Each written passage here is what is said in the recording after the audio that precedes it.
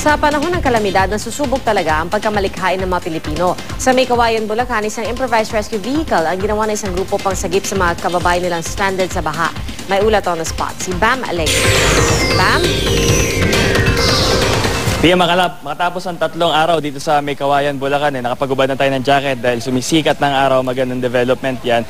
At kanina naman, binisita natin ang isang barangay rito sa May Kawayan. Hanggang sa ngayon, hindi pa rin nararating ng mga ordinaryong sasakyan. Ito yung Barangay Zamora, isa sa mga catch basin ng May Kawayan. Kaya naman, isang grupo ng magkakaibigan na nakatira dyan sa Barangay Zamora, nag-design itong nakikita nyo sa inyo mga TV screen. Isa itong improvised rescue boat na itsurang tricycle. Tawag nila rito Pinoy Amphibian. Ang kaha nito ay gawa sa fiberglass at may propeller yung itong likuran. Ang silbi nito, hindi ito namamasada kundi para mag-rescue ng mga nai-stranded sa baha. Ngayon, pakinggan natin yung pahayag ng isa sa mga nagdisenyo ng Pinoy Amphibian.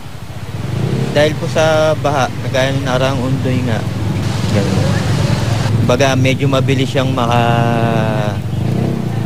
doon sa mga pwedeng mga ilangan.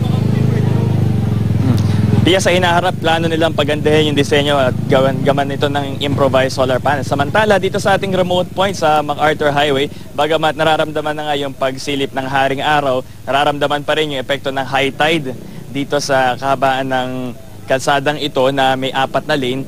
Ang tubig gutter deep hanggang sakong at may mga ilang bata na naglalaro. At marami pa rin barangay ang merong baha na nagsusukat mula 1 to 3 feet. Yan ang latest dito sa May Kawayan, Bulacan. Balik sa'yo, Pia.